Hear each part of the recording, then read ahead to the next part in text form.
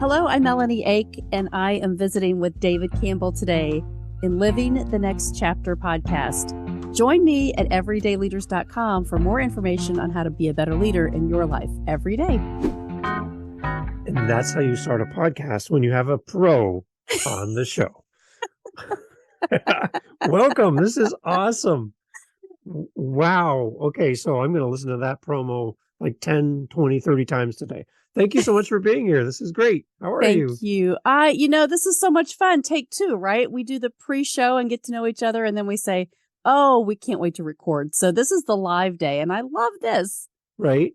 And we met virtually at Starbucks. I still haven't got my order. I'm still waiting. I haven't got it yet. It's probably going to be really cold. hard when you're states away, right? Right. I know, right? And but yeah, the moment we met, Melanie, I felt like I was part of your group.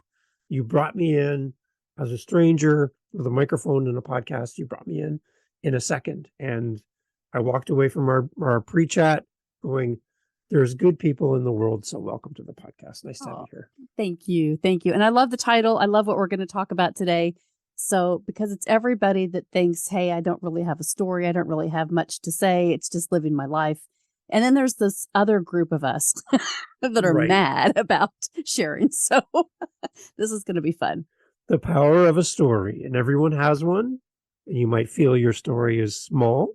You might feel your story might not be as powerful as the next person, but the one thing that's unique about your story is it's uniquely yours, and no one else has your story. So we're here to uncover those stories and share them. And it's great having you here. I'm so excited. It's going to be a lot of fun. So you are where in the world? Let's remind everyone where you are. Yep. I'm in the Midwest. I'm in Indianapolis, Indiana. So Beautiful. If you're ever driving across the state, from California to Washington, D.C., you'll go across Interstate 70 or 80-90 across the top of the state. So you'll cover it and you'll go, wait, there were more cornfields. What was that state? That was Indiana. There you go. There you go. Yeah. And then I'm up in Canada. So it's great to connect and do this together. It's going to be fun. So let's start with your author journey. Where did all of this start? What day did you wake up going, you know what? I got a few days. I'm going to become an author. I think that's what I'm going to do. Is that exactly how that began for you? No, not at all. In fact, I was working for 25 years. I was in medical device sales and leadership and doing training and startup companies. And so I had a big story, yet I was transitioning. I was transitioning from, kind of being in that corporate mindset to entrepreneurship. And so one of my friends that was in the John Maxwell team that was also just moving from a corporate job into her retirement job, which was a publisher. And she said, I want to put this project together and I would love for you to be a part of it. And so that was my co-author first opportunity, which was called Mentoring Moments. And Mentoring Moments was about 14 remarkable women having breakthroughs to success. And so we shared our stories, and it really gave me a lot of definition about people really do want to hear your story. They really do care about where your journey has taken you. And in writing that, I got really clear about owning my story, right? You can journal about it, and you can tell your girlfriends, like, I can't believe this is happening. Yeah. But when you write about it, you validate why somebody else might experience and learn something from it instead of just trying to figure out the answers to it. That's what I love about writing. I love it. Yeah. And so, and that's where it started. And then through the pandemic, I was asked to be in another project, which was called Pandemic Blessings. Same publisher, another group of women telling our stories, sharing our stories about how our faith helped us to get through the pandemic. Nice. And so it was really a great process to say, I know what I started back in 2019, and I was still going through that every single day, the commitment that I had made back in 2019 to myself in just having a faith leadership group every morning. I was still doing that all the way through the pandemic, and still actually today. Today was 1,262 days that we have been committed to this learning. And so writing Pandemic Blessings was it was just like a snippet of what I was learning at that time, but realizing that through the pandemic, that was what really gave me the stability to know, again, to keep growing and to continue to get clarity. So that was kind of the second co-authorship. And here comes the third one, the impact of influence. Chip Baker. If you don't know Chip Baker, you need to meet Chip Baker, and I will make the introduction. Oh, I would love it. Thank you. He is, I should be showing these. There you go. So, all right. So the first one, yeah, right. So this is Mentoring Moments. Yep. All these women. Pandemic Blessings, which was the pandemic. The Impact of Influence. This is compilation, Why It Is Pink and White. Chip has done a series of these books, and this is the women's version. Nice. So this came out last year in March, and we had a women's celebration of all of these authors, amazing women doing incredible things. And so his theme of this is the impact of influence, ladies using their influence to create a life of impact. And so, when he asked me to be in this book, he had spoken at one of my live events, because I do live leadership events, and Chip was one of the speakers. I had February the 29th, 2020. Now remember the date, right? February 29th. It was the one day that you could invest in your personal growth. And the one day of that year, because of leap year, that people were that I said, like, hey, jump into this and change, because you never know what's going to happen. Now, nobody knew 2 weeks after that the entire world would shut down. Right. Right. Yeah. And so that was like the pivot. Like, again, it was the heart that stepped forward to say, we all invested in tremendous growth that day. And Chip was one of the speakers at the summit that I led. And so here it shuts down, right? So the pandemic happens, and we're all like, well, what next? Well, Brian Brogan said Voices for Leadership. So Voices for Leadership was a compilation, again, all these authors.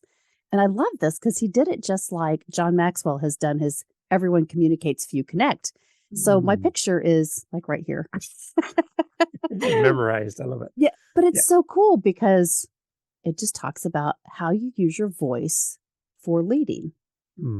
So I told my story about my family and the community, my leadership journey of really my DNA and my family legacy here in Indianapolis, and why that was so important to me. And then the impact of influence, another volume 5 I wrote about. This was, using your impact to create a life of influence. But that was more just, that was kind of the story of me playing hockey, right? The things that my mother had influenced me to do very young, and then how that has helped me to be really strategic in my life. So the next book, the next chapter is Everyday Moments, Lessons That Transform Lives. And that's going to have my name on it. And it's going to be released very soon.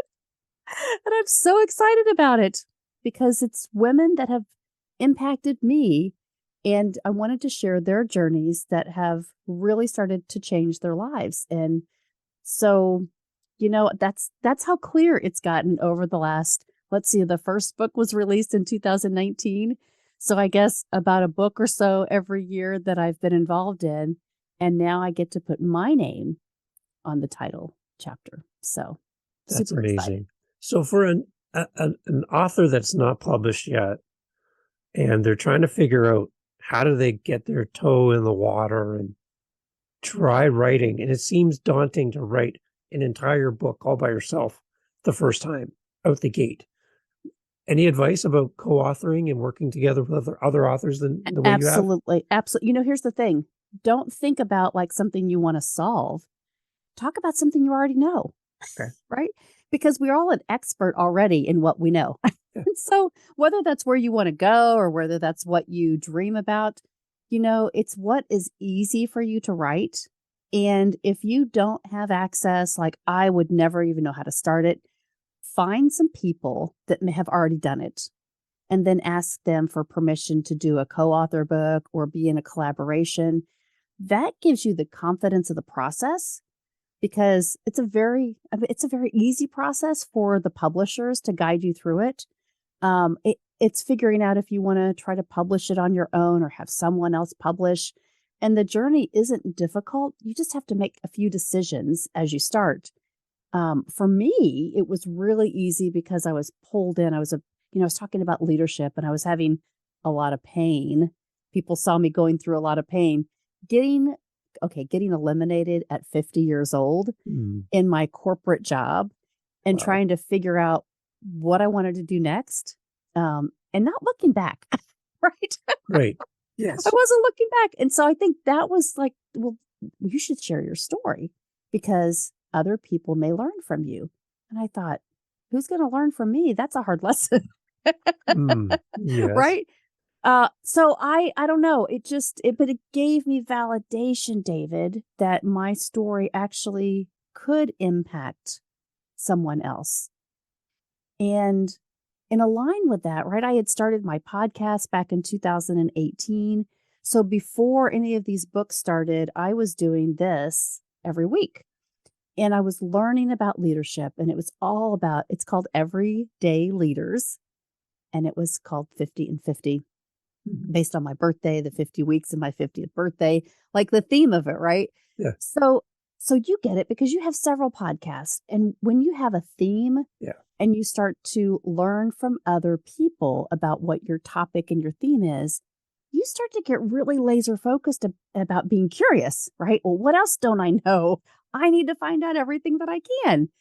And that's when you start to get really kind of clear on, I'm curious about even more. And I wonder if other people have this opinion or what they're learning from this. And that's kind of where it all started and continued as I continued to write and continued to get in alignment with different people.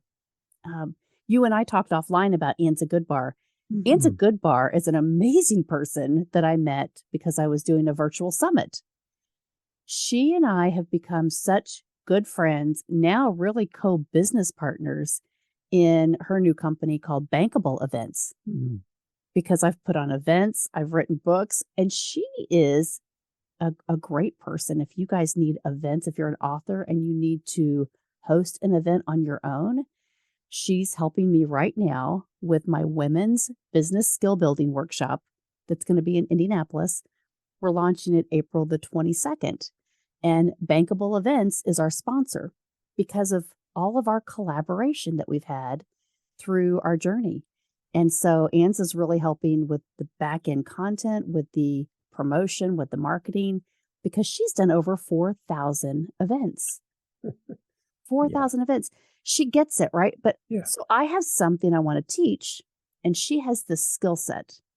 And so we're coming together with several other leaders to figure out how do we serve in a bigger community and become an expert in our space so that we can allow other people to share their expertise. And that's going to be amazing.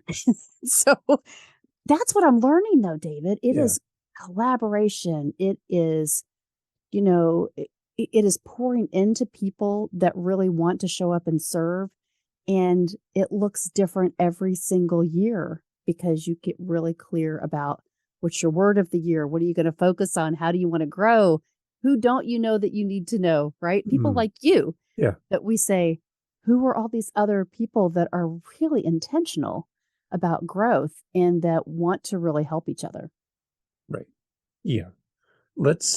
I love the idea of talking about your podcast as well, a little bit more. And because I love podcasting.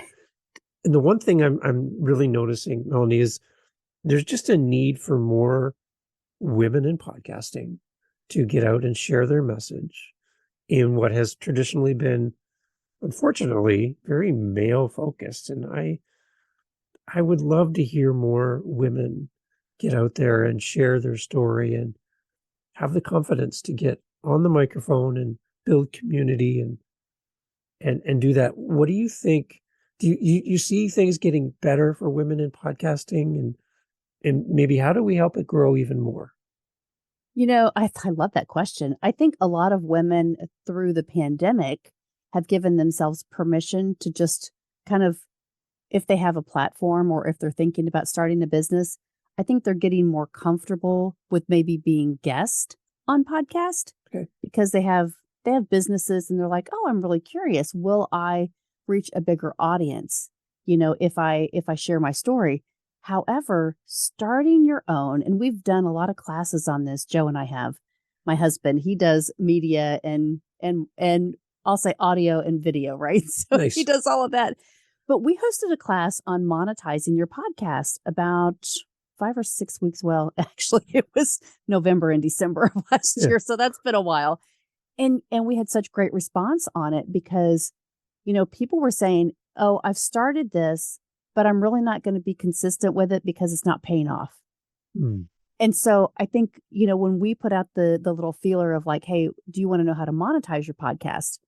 That raised a lot of heads because everybody thinks that if you get into podcasting, you're immediately going to make money. Right. Right. Not true. No. Let's just put that out there right now. Not even true. Not even why you do it. You shouldn't do it if that's what you want to do it for. But it builds community. And if that's why you want to start a conversation with other people, with other experts, with other resource industry leaders, right, you should do it.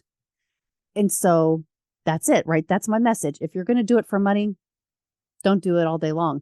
If you really care about building your influence in a community, then all day long, 24 hours a day, you should be on the microphone because it's your heart, it's your authenticity that people really need to be inspired by so that they can, they can do that hard thing. They can do that hard thing in their life and you'll be the resource for them. So that's why I think you should do it. And women tend to, okay, well, I want to do it for right now. And then, oh, but all this other stuff gets in my life, right? You don't understand. The kids have soccer and my husband and my travel. And so don't overcomplicate it. Pre-record your sessions. Like there's a whole system to help you get really clear on how you can do it so you can be consistent. As long as you're consistent, doesn't matter if it's once a month, right? It's the consistency that will get your audience to pay attention and go, oh, you really do care about me. So women tend to get overwhelmed, I think, with all the, the vision boarding and really the feeling of how I want to change something or be an influencer.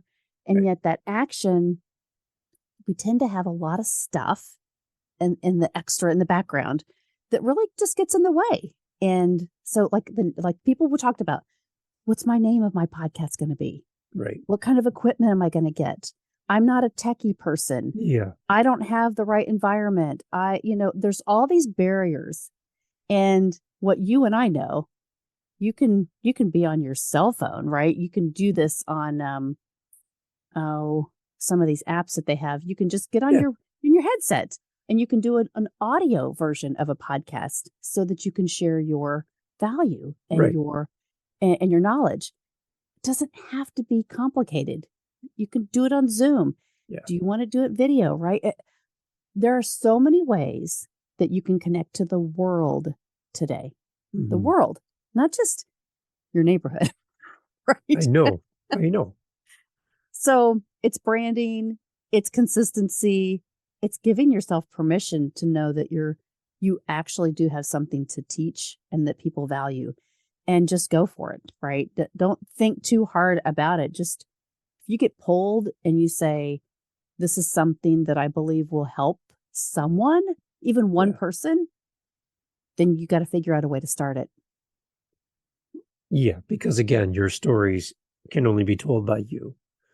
So I'd love to see more people who would take that leap and that launch themselves and see what happens, right? Yep. And the other thing is you get to learn a lot about yourself in the process as well. Mm-hmm. So you'll become better at speaking. You'll become a better listener because you'll be interviewing people possibly, or you'll be able to prepare your thoughts better, make presentations because you do this on the microphone. My wife works in a warehouse and she's a supervisor, and she used to be timid for the morning huddles. She wouldn't speak loudly and in a large, loud environment. People couldn't hear her. But since podcasting with me, she now is confident. She stands up and speaks, and she gets called into the office for reviews. They're like, Jen, you're really getting more confident speaking in public. She's like, yeah, I have a podcast. I'm in 70 countries. That's not the answer most employers are expecting to hear, right? So it just gives you that one little thing that helps you to improve and grow as well as a person. So I love seeing more people enter the space. And the more, the better.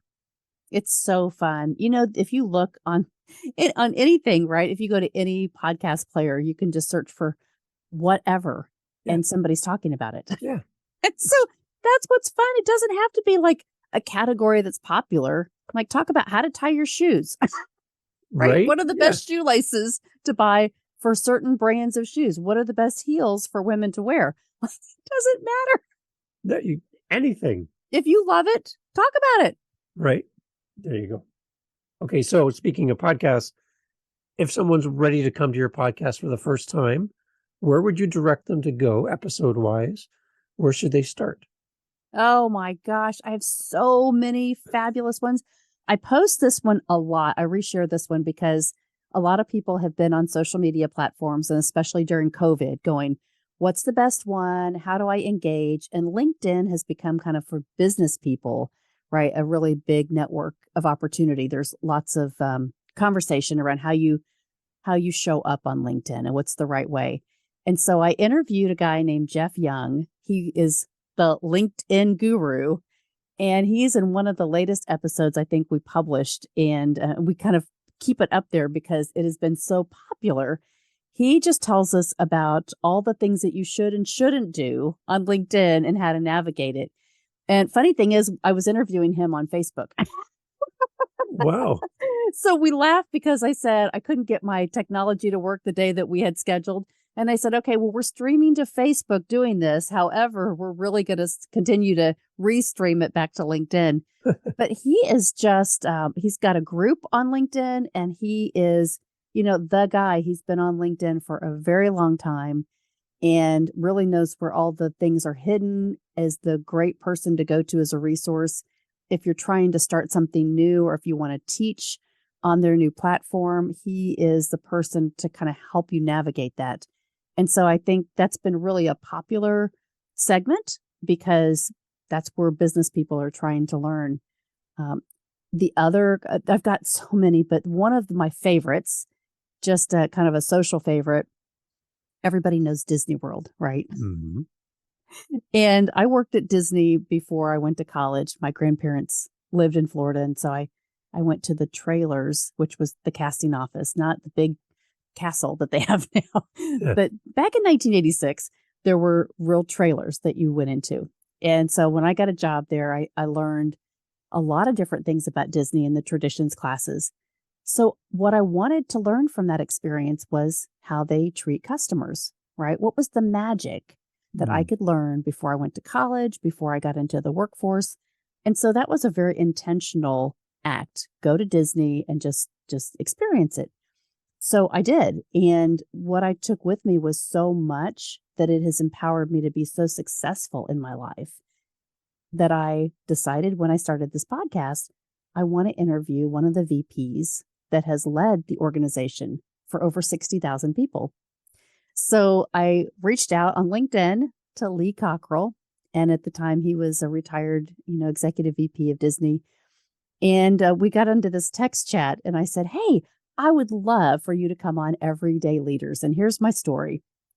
And he said, well, I'm going to be in France, but as soon as I get back, I want to get on your schedule. Wow. That was it. Right. So we had this great conversation, and he told me his story about, being adopted 5 times and taking Cockerell as his name, and like all these things that you're like, but you ran Disney World. So how did you get there? But it's, again, your heart of intention to want to give and add value and do better. And he talked about the 9/11. When 9/11 happened, what did they do? Right. And so he led us through the stories of the service that they provided to all of their guests, because, again, the world was shut down. People couldn't travel, and they were scared. Yeah. And so that was his responsibility of making those decisions on Wow. what you needed to, what you need to think about as a leader and how you need to act so that your team can really respond and do the best that they know how at capacity. So I think, just a lot of those stories. Traci Morrow joined me. She's like the side person for John Maxwell, and I'm part of Mm. the John Maxwell team. But I love Traci. She's come on one of my leadership summits as well. She has just a faith-based heart and life. And so she shared some personal things with John, moments with John that she has experienced that have encouraged and inspired her all her life. And so those are just, I have so many. Those few things I think are memories that I hold in my heart really close because they were things that I've experienced in my life and I wanted to share them with people. Nice. So let's jump back to LinkedIn for a second. For authors, how important would LinkedIn be for an author to build community and connect with people? Should authors be on LinkedIn? What do you think? Absolutely. Get a Okay. hold of the LinkedIn guru, first of all, if you're not familiar with how to use LinkedIn. Here's why. If you are speaking about anything that has to do with people management, leadership, capacity, teamwork, communication, anything that you have on your list that says, I've experienced this in a business setting, and I think that it can improve relationships, communication, teamwork, mindset. Any of those things that are as a topic in your book, there's probably a company out there that is hiring a speaker or a trainer or a coach to come in and help them with that same situation in their business. Right. So it is imperative that people know what's in your book. Whatever is in your book. And that's why as you continue to be a better writer, you start to understand who your audience is, right? What does your audience want to take away so they can trust you and you can teach them something? That's what I'm learning. It's a journey, right? Yeah. Because you think, I have all this to say. Yet really, when you write your own book, when you have your own, like you're the only author, it's your book, which I'm still working on too. This next one will be a compilation of some women, but they will all be authors. And here's the reason why, right? So I learned this with my last publisher. She said, Melahni, if there's 10 or more authors on a book project, then everyone is just underneath that main coordinator, that main author, right? So if I did a book with 11 women, my name would be the only one recognized on Amazon. However, I chose 7 women in this book very intentionally because each of them will hold a place as an Amazon author now. Nice. So I thought that was Wow. when she gave me that little tidbit, I thought, you've given me a really big gift to be able to gift other people with. Right. It's not about me. It's about giving them that opportunity to now become their own voice and their own authorship. So that's what I've learned, like how to move that to a greater capacity. And then, I think when you write your own book, right? When you write your own book and has your own name on it, and you are really branding it towards maybe a business. So if you're going to LinkedIn and you want to teach something, you will do a lot of research and it'll take you a lot longer than you ever thought it would. However, you would structure it out, get a writing coach and really help you, think about the process, and then get an editor and get it out as soon as you can, because, waiting will cause inaction, and waiting will cause you going to the grave with it. That's what happens. Right. I love the approach of having the 7 authors. I've never heard anybody mention that before. I think that's a unique way of approaching it. And I talked about at the beginning, that's how I felt when I met you the first time on your phone at Starbucks, is you brought me in right away. And you're doing the same thing for these other authors and giving them a platform. I love it. You're demonstrating it in multiple ways. So there's consistency there. I love it. I am consistent. Yeah, I love Well, it. the thing is, so I'm also a why coach. So part of the John Maxwell team, but I got certified with the Y Institute a few years ago. And I learned a little bit more like all these assessments, right? You take discoveries and assessments. And I've always been one of those is pretty unique and individual. And Strength Finders is individualism and a learner and all of these things. And so I know like I'm curious about a lot of things in life and I'm not afraid, which I think it's hard for me sometimes to connect to people that aren't growth mindset because I don't have this natural fear inside. I don't know. I have the challenge attitude is what I discovered, which was so true. And so when I look at something and that's why, right? Okay, I've been in 5 of these books and yet my name's not on Amazon. It's in the book and I'm really excited about this. Yet when I go to look this up or give this to someone else, it's not something that I can carry with me to build my own plethora, right? So when she said, if you have less than 10, I immediately, like my challenge brain said, how can I do this to serve in a bigger capacity? And so that was just like, it was a no-brainer for me. Right. And it's a very giving mindset as well, that you could put others ahead of you and help them build their careers as well as authors. So touche, right?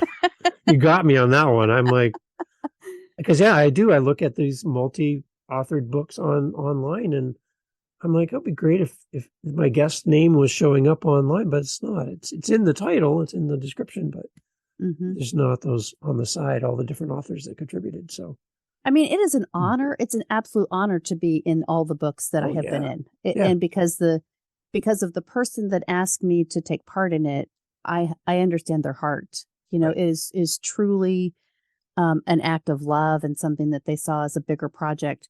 I love the lady, Danola Burton. She's with Enhanced DNA Publishing that has done, 2 of my compilations. And now she's doing this next one, Everyday Moments, because she lives in Indianapolis. But it's her approach. She's the one that as a publisher, she's an independent publisher. She will take my book when it's finished and she will say, okay, I'm going to the America's Best Book Awards, or I'm going to this event and I want to lift this book up. I want to place it so it can get an award. And that's what she did for our Mentoring Moments book. Let me see if I've got it on here. Oh, I don't have the seal. But she did, so the best, it got like America's Best Book First Awards finalist. And so she'll be really strategic in how she helps her authors position themselves for awards that you don't even know exist, because that's her job, right?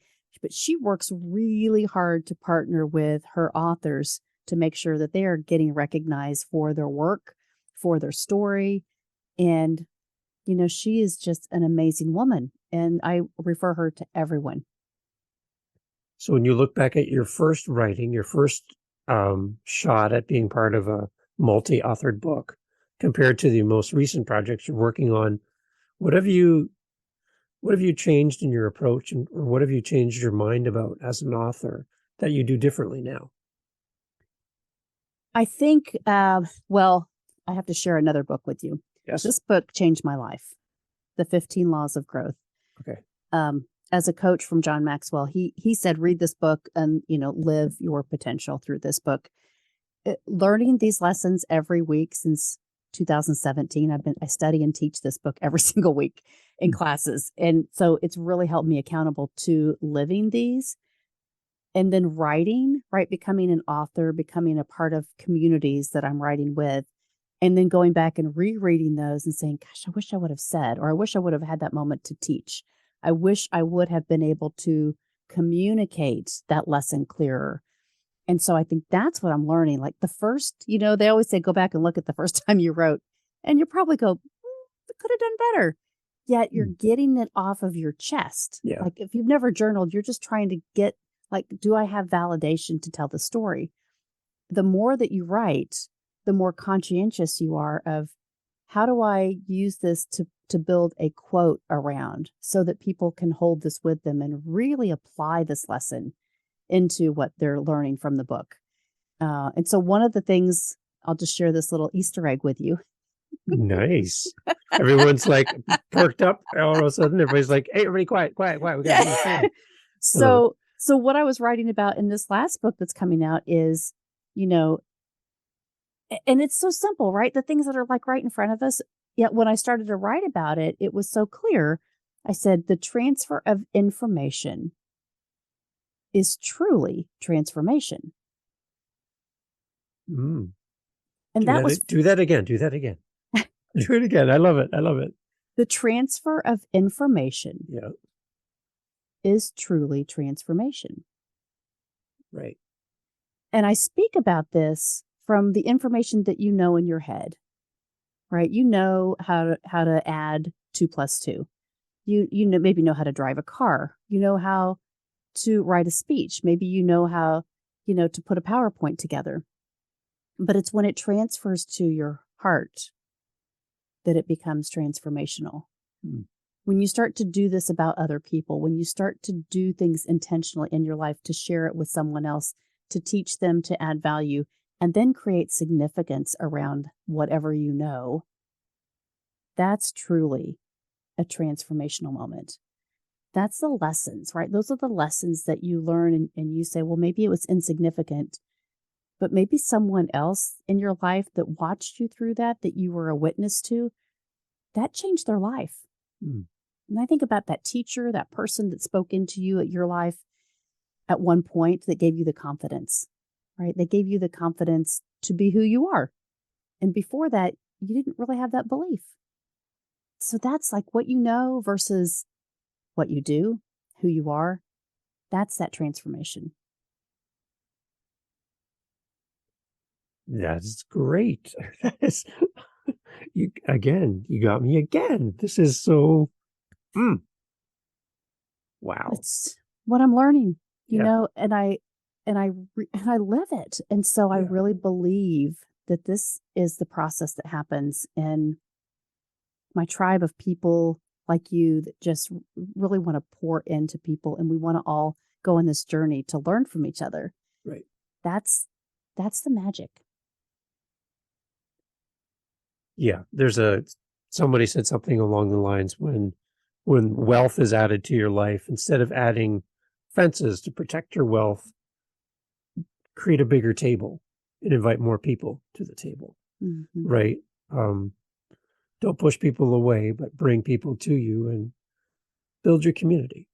And I'm like, yeah, like as you get the wealth of connections, add more connections. Mm-hmm. Right. Don't put up a wall and say only these people are now part of my group. No, add more people. Right. Like make the table bigger. Just make it bigger. And by doing that, you can help more people. So that's kind of been my thing in the back of my mind, is how can we include more people? Again, let's jumping back to women in podcasting, for example. How can we get more women to come to the microphone and help more women?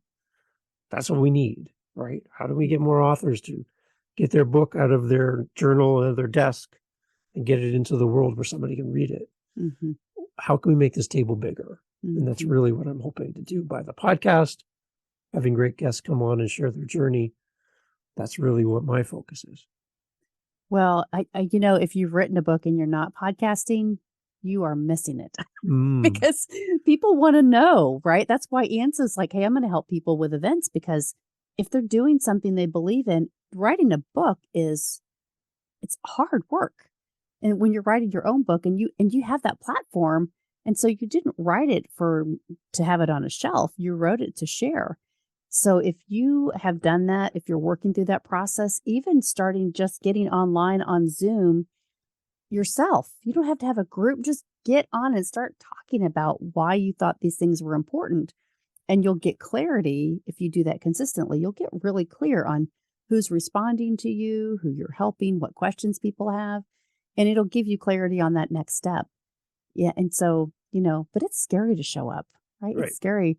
It's scary that first time. And so I say that with kid gloves because I know I don't have a whole lot of fear around it, but it is scary.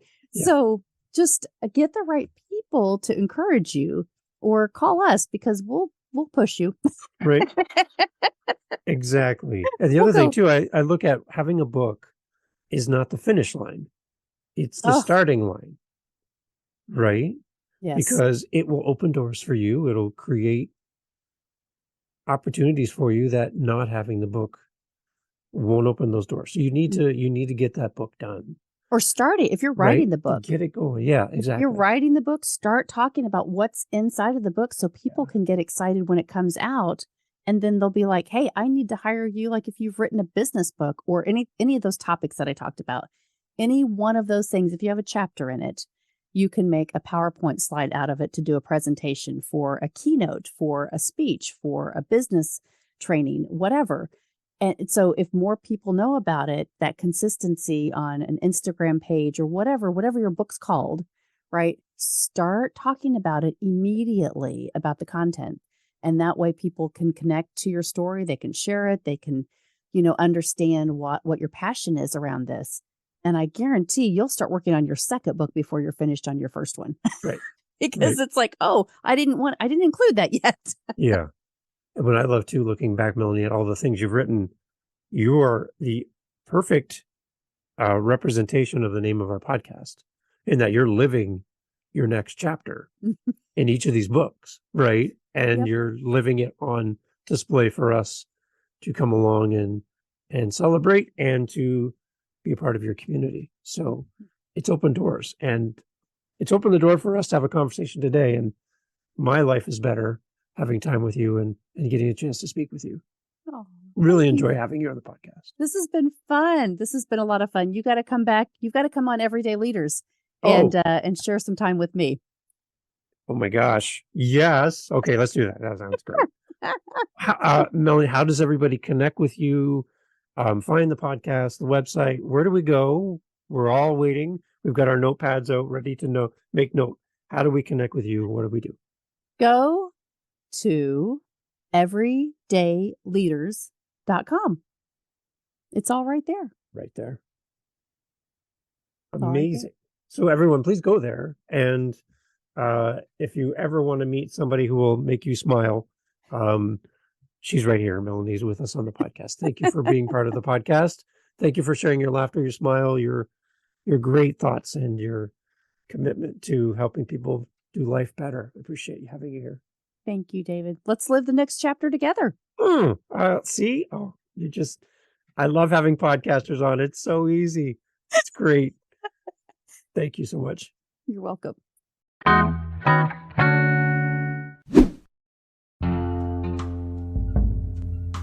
Okay, well, thank you for being here on Living the Next Chapter. I hope you enjoyed this episode. We enjoyed having you here on the podcast.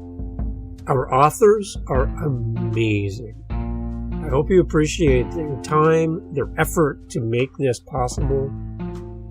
If you know an author, if you want to recommend an author, that's a good idea. Hey, if there's an author that you really would love to hear about or hear from, if you send me a message, you speak pipe on our website, livingthenextchapter.com, send me an email, go over to livingthenextchapter.com, send us a message. We will forward your message to that author and say, listen, you are being requested to be on Living the Next Chapter. Our audience can't wait to hear from you. You can help shape the show. Yeah, you. You could do that right now, actually. You got a minute, right? Okay, how about you do that? livingthenextchapter.com. I'll see you over there. Recommend an author. Yeah. See ya. Thanks.